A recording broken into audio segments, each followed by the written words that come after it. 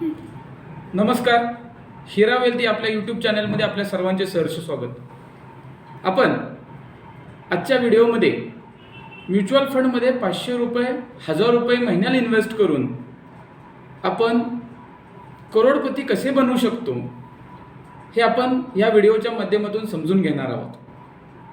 आपणा सर्वांना माहीतच असेल की मागील 6 महिने मार्केट ऑल टाईम हायपासून बिरिश मोमेंटम देत अगदी 15% फॉलमध्ये सध्या आहे.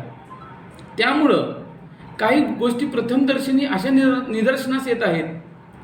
वेगवेगळे व्हिडिओ बघून किंवा सोशल मीडिया थ्रू SIP बंद करा, SIPमध्ये इन्व्हेस्ट करू नका, म्युच्युअल फंडमध्ये इन्व्हेस्ट करू नका. मित्रांनो, जर तुम्ही माझं ओपिनियन विचारलं तर माझं ओपिनियन आहे की मार्केटमध्ये आत्ता सध्या गुड अपॉर्च्युनिटी आहे इन्व्हेस्टमेंट करण्यासाठी. अगदी ते लमसम असेल किंवा अगदी ते थ्रू SIP मोड असेल.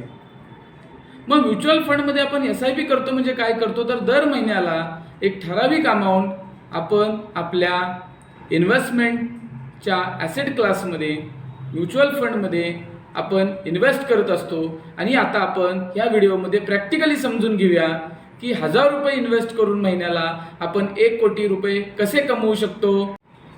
चला आपण सुरुवात करूया. मी म्युच्युअल फंड सही.com जी MPची वेबसाईट आहे त्या वेबसाईटला आहे. जर तुम्ही पाहिलं तर SIP कॅल्क्युलेटर आपणाला सर्वांना दिसतो.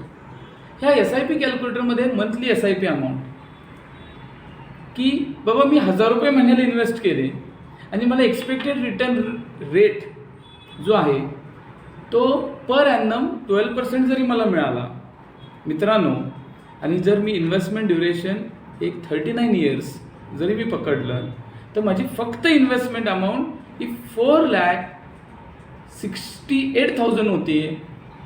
तुम्ही स्क्रीनवर पाहू शकता. आणि त्याची फ्युचर व्हॅल्यू ह्या ROIनी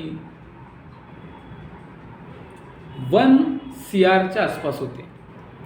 आता तुम्ही म्हणणार सर तुम्ही अझम्पशन केलं आहे की 12% पर ॲनम, पण ॲश्युरन्स काय की हा मिळेलच म्हणून. Yes, you are right. म्हणून मी पहिल्यांदाच डिस्क्लेमर सांगतो, past performance may or may not be sustain in future and it not a guarantee of any future returns. Please note that these calculators are for illustration only and do not represent actual returns. Yes, mutual funds do not have a fixed rate of return and it is not possible to predict the rate of return. आता हे पहिल्यांदा सांगणं गरजेचं आहे. 1000चे 12% पर ॲनमनी 39 वर्षामध्ये 1 CR होता, जिथं आपली 5 लाखाची सुद्धा इन्व्हेस्टमेंट नाही आहे. तुम्ही म्हणणार सर एखादं एक्झाम्पल तुम्ही दाखवू शकता का? I will show you. मित्रांनो, आपणा सर्वांना माहिती आहे की म्युच्युअल फंडमध्ये इक्विटी म्युच्युअल फंड ह्याच्यामध्ये जर आपण इन्व्हेस्टमेंट केली तर ती स्टॉक मार्केटच्या कंपन्यांच्या शेअर्सवर इन्व्हेस्टमेंट होते. मग ज्याच्यामध्ये वेगवेगळे फंड्स आहेत, large cap, mid cap, small cap, flexi cap, balance, index, Contra वगैरे वगैरे. आता आपणाला हेही माहीत असेल की हाय रिस्क हाय रिटर्नमध्ये स्मॉल कॅप जातं, मॉडरेट रिस्क मॉडरेट रिटर्नमध्ये मिड कॅप जातं, आणि लो रिस्क लो रिटर्नमध्ये मित्रांनो लार्ज कॅप जातं. आणि ह्याच्यामधला जो बॅलन्स आहे त्याला आपण फ्लेक्झी कॅप म्हणतो, मल्टी ॲसेट म्हणतो, की ज्याच्यामध्ये इक्विटी, डेट, गोल्ड किंवा वेगवेगळ्या ॲसेट क्लासमध्ये इन्व्हेस्टमेंट होते. बॉन्ड्स असतील, ट्रेझरी बिल्स असतील. असा एक मी क्लास घेतोय ज्या क्लासचं नाव आहे फ्लेक्झी कॅप फंड. आता तुम्ही म्हणणार सर हे कशासाठी शो करता? पास्ट हिस्टॉरिकल जर रिटर्न बघितलं तर त्यांनी किती % रिटर्न दिलेत हे आपल्याला जर समजलं तर आपण एक फ्युचर प्रेडिक्ट करू शकतो की काय होऊ शकतं इथून पुढं आपण इन्व्हेस्टमेंट केलेल्याचं. 10 इयर्समध्ये जर बघितलं तर ऑलमोस्ट फ्लेक्झी कॅपमध्ये एवढे सारे मित्रांनो फंड्स आहेत, जवळपास 30-40 स्कीम्स आहेत. आता ह्या 30-40 स्कीममध्ये जर आपण पाहिलं तर ऑलमोस्ट मागच्या 10 इयर्सचं जर रिटर्न जरी आपण पाहिलं तरी क्वांट असेल, पारंपरिक असेल, JM असेल, HDFC असेल, एडलवाईस असेल, PGIM असेल, फ्रँकलिन असेल, ह्याने ऑलमोस्ट ऑन अन ॲव्हरेज कुणी 17%, कुणी 18%, कुणी 16%, कुणी 14%, कुणी 13%, कुणी 12% असे रिटर्न दिलेले आहेत.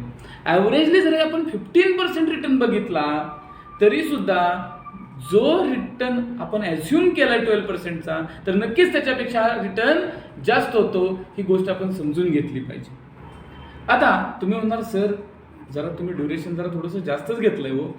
आता तुम्ही समजून चाला की 12%चे जर तुम्हाला कदाचित जर ते 15% रिटर्न मिळाले पास हिस्टॉरिकल जे काही मिळाले त्याच्यानुसार, तर तोच जो तुम्हाला मिळणारे जे रिटर्न आहेत 1 CRचे ते ऑलमोस्ट तुमचे आणखीन वाढणार आहेत. परंतु मी तर शो करू शकत नाही 15%नी as per the rule of SEBI.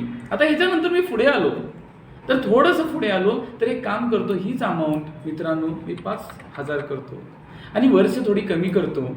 एक समजून चालूया, 30 वर्षाचा व्यक्ती जो जॉब करतोय किंवा बिझनेस करतोय त्यांनी ठरवलं की मी 5,000 रुपयाची पर मंथ SIP करतो आणि 25 वर्षासाठीच करतो.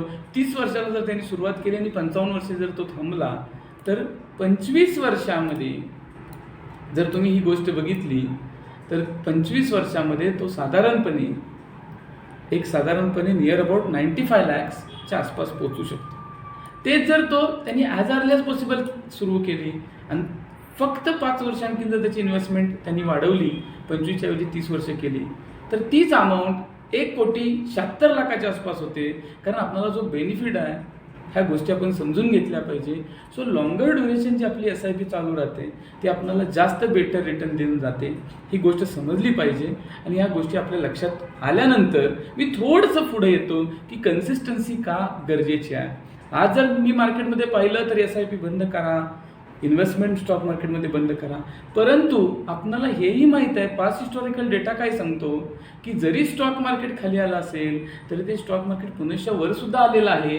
आणि ह्याचा जर तुम्ही ट्रॅक रेकॉर्ड परफॉर्मन्स जर पाहिला पाठीमागचा, तर आपण चेक करू शकतो की पाठीमागच्या हिस्टॉरिकल बेसमध्ये अगदी 1979ला आपल्याला माहीत आहे सेन्सेक्स हा इंडेक्स सुरू झाला आणि तिथून जर आपण पाहिलं तर तोच सेन्सेक्स 2008मध्ये 20,000च्या लेवलला आला. तिथून तोच सेन्सेक्स 2008ला मार्केट क्रॅश झालं होतं, त्याला तोच सेन्सेक्स अगदी पुन्हा एकदा 9,000च्या लेवलपर्यंत आला आणि आपण जर चेक केलं तर हा फॉल ऑलमोस्ट त्यावेळेला 56% होता. मग त्यानंतर पुन्हा मार्केटवरती आलं, पुन्हा खाली आलं, पुन्हा वरती आलं, पुन्हा खाली आलं आणि आपल्याला सर्वांना माहिती आहे 2020चा कोविड पॅन्डेमिकच्या वेळेला सुद्धा जर आपण पाहिलं तर सेन्सेक्स हा ऑलमोस्ट 41-42,000च्या दरम्यान असणारा जो 41-42,000च्या आसपास असणारा सेन्सेक्सचा इंडेक्स हा तिथून खाली येऊन अगदी 29,000-30,000च्या आसपास आला. हा जर आपण फॉल बघितला तर तो ऑलमोस्ट 28-29%चा.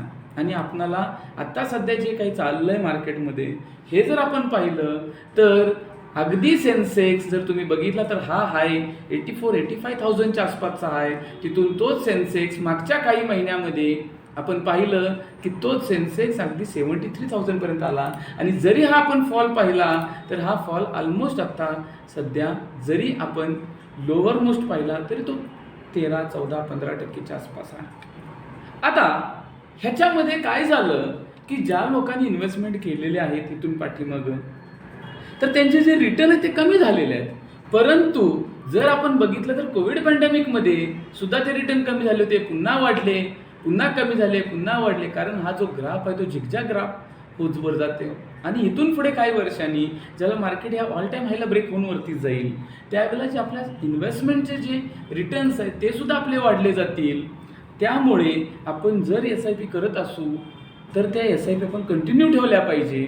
आणि जर आपण त्या SIP कंटिन्यू ठेवल्या तर आपणाला आत्ता सध्या मार्केट खाली आल्यामुळं कमी NAVला काही युनिट्स आपले जे परचेस होतील त्याचा आपल्याला नक्कीच बेनिफिट हेन्सफोर्थ मिळत जाईल. आपण जर इथून बघितलं तर आत्ता सध्या almost 44 AMC asset management companies आपल्या भारतामध्ये अवेलेबल आहेत. म्युच्युअल फंडमध्ये बंधन असेल, LIC असेल, नावी असेल, ॲक्सिस म्युच्युअल फंड असेल, युनियन असेल, हेलिओस असेल, PGIM, Tata, Samco, HDFC mutual fund, SBI mutual fund. आणि आता पहिला प्रश्न येतो की ह्या सर्व म्युच्युअल फंडमधले चांगले AMC कुठले किंवा अगदी चांगले फंड कसे निवडायचे. मित्रांनो ह्या सर्व गोष्टी, कारण काही फंड्स हे त्याच्या कॅटेगरीच्या ॲव्हरेजला सुद्धा बीट करत नाही आहेत, ही गोष्ट एक निदर्शनास येते. तर चांगल्या फंडमध्ये आपण इन्व्हेस्टमेंट करणं गरजेचं आहे. आता हे चांगले फंड कसे निवडायचे ह्यासाठी आपल्या डिस्क्रिप्शन बॉक्समध्ये आमचा ऑफिसचा नंबर दिलेला आहे, त्या नंबरला तुम्ही कॉल करून एन्क्वायरी करू शकता. अगदी पर्सनल फायनान्समध्ये आपण फ्री ऑफ कॉस्ट आपण गायडन्स देत असतो आणि ह्या गायडन्सचा तुम्ही नक्कीच बेनिफिट घेऊ शकता. ह्यासोबत जर तुम्हाला हा व्हिडिओ आवडला असेल तर नक्की या व्हिडिओला लाईक करा, आपल्या फ्रेंड्स रिलेटिव्हना हा व्हिडिओ शेअर करा आणि त्यासोबतच बेल आयकॉनचं बटन प्रेस करा, जेणेकरून नवनवीन जे व्हिडिओ आपले येतात ते व्हिडिओ तुम्हाला माहीत होतील. Thank you for watching the video.